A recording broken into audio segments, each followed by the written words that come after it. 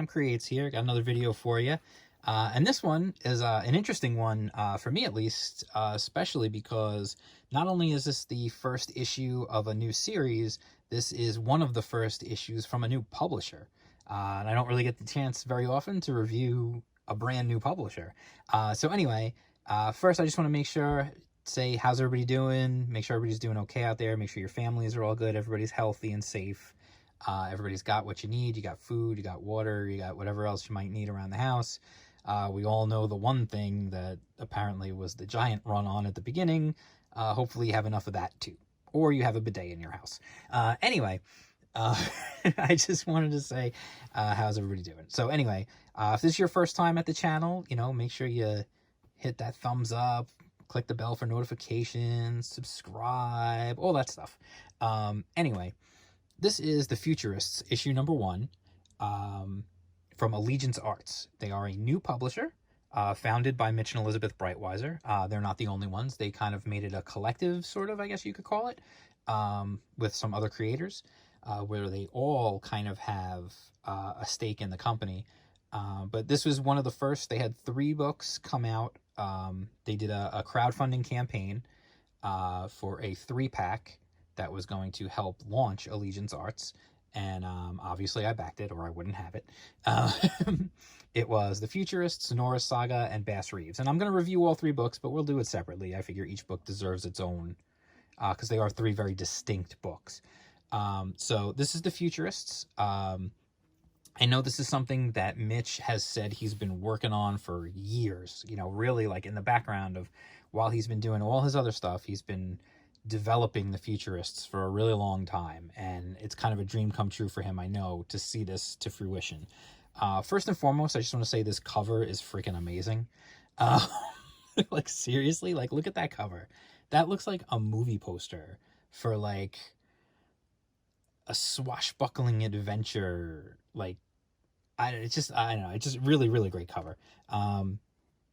As is pretty much all the art in this book is really well done. So I guess what I'll do, since this is actually the first of a new line, first I want to just talk about the book itself, the book quality.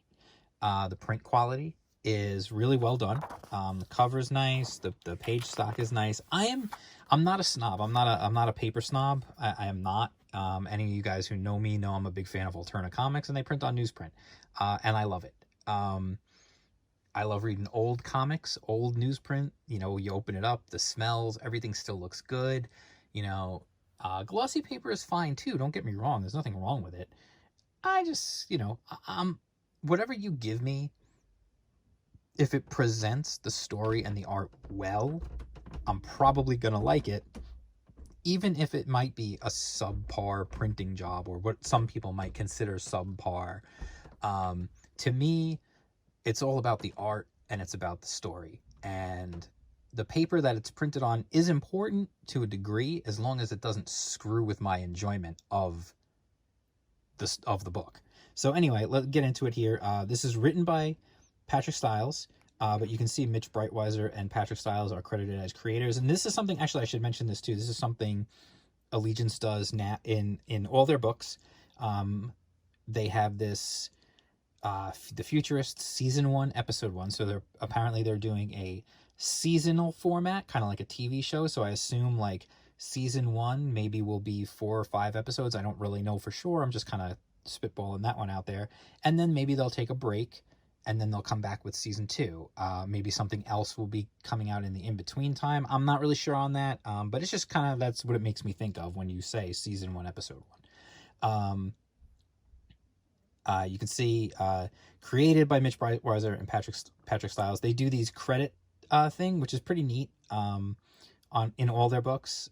It's just right on the inside cover. Boom, here's the credits. Which is kind of a nice thing. Like, it's nice. It gets everybody's names out there, and then you don't have it written over the artwork later in the book or anything like that. So Butch Geist does the art. Rick Magar inks part of it. But what's funny is it doesn't tell you who inked pages 1 through 10. So I'm going to guess that Butch did his own inking on the first 10 pages, and then Rick took over and did the rest. Mitch and Elizabeth did the coloring, along with Alex, I'm going to destroy his name, Gumarez. I probably destroyed that. And then Butch, Mitch, and Elizabeth all worked on the cover. So I don't know exactly like how that breaks up, but the three of them worked on the cover. I'm going to assume Elizabeth did the colors. I don't know exactly what Butch did and what Mitch did. So anyway, let's get into the book itself. We're like 5 minutes into the video. Let's get into the actual story, the nitty gritty. You know what I like to do. I don't like to spoil stuff. So we're going to get into it. It takes place in the late 1800s. Starts off 1866 in Calcutta. You see this group. They're in a carriage ride. It seems like they're on a double date. They're going somewhere, and the one guy is saying like, oh, you know, we're going to get you some adventure, you know. And then you get this amazing double page spread right here of they're going to this like crazy like mystic. They're gonna go see this like mystical guy, and just look at this double page spread though. Like, look at that house. Like I don't know if I've ever stared at a picture of a house in a comic before like I did at this one. Just, you know, the skull hanging up here, you know, you've got the horse and carriage, you've got the skulls on the stakes here, you've got literally an elephant skull, because they're in Calcutta, so there are elephants there. They got the elephant skull, the water wheel, like this, it looks like I don't know, it just looks, you look at that house, it's very impressive. So, you know, they go inside, they're greeted by this mystic who's got a robotic monkey, which is always cool. Like, if you can have a robot monkey, get a robot monkey. That's just life advice right there. So anyway, they go to see him, and essentially they do like a seance, and something bad happens, and the one guy is basically carried out. You can see they're carrying him out. I don't want to get too much into the story. You know, when I do these reviews, I don't like to get into like, I don't want to do a plot synopsis. That's not what this is. This is a review. The art. Let's get to the art first. The art is fantastic. Butch Geis is an absolutely fantastic artist. The colors, I mean, obviously Elizabeth, you know, Elizabeth Breitweiser. If you know anything about her career, she's a fantastic colorist. And this book just oozes with the feel of like an old school adventure. It just has that swashbuckling adventure feel. And honestly, and the book is here's the thing, like I think it's 24 pages, but it is a chock full 24 pages. Like there's no ads, there's no skimping on anything. Like, this is telling you a story. And then we just to plot, just to see, you can see how everything changes here. You go back in time about 10 years or so, 10 or 11 years, and they're in India, and you can see like it's hot, it's sunny, like the coloring just conveys all that right away. Like, it's really cool. Like, you know, they're there and they're searching for something. They let you know that they're digging for something. We got a little Indiana Jones vibe going on here. There's a dig going on. We've got the British uniforms, which anytime I see these helmets and these uniforms makes me think of Shaka Zulu, which if you've never seen that movie, definitely check it out. It's a really good movie. Michael Caine's in that. It's a good movie. Anyway, they just nail the period element 100% for the story, for the look, and for the feel. And then I don't want to go too much further because, like, you know, I'm at the staples here. I don't want to go too much further and give too much away, and we're coming up on 10 minutes already on the video. There is a discovery and some craziness, and then you really start to understand that this book is going to be a really big adventure, probably spanning the world, dealing with all sorts of stuff like supernatural and betrayal and just all kinds of craziness, and it really, really good stuff. Now I do want to touch on one thing. Okay, two things. Let me just do this first. In the back of the book, obviously there is a thank you page. They talk about their website. They give you some behind the scenes, like just making of, and it ends on a high note. It ends on a cliffhanger, if you want to call it that.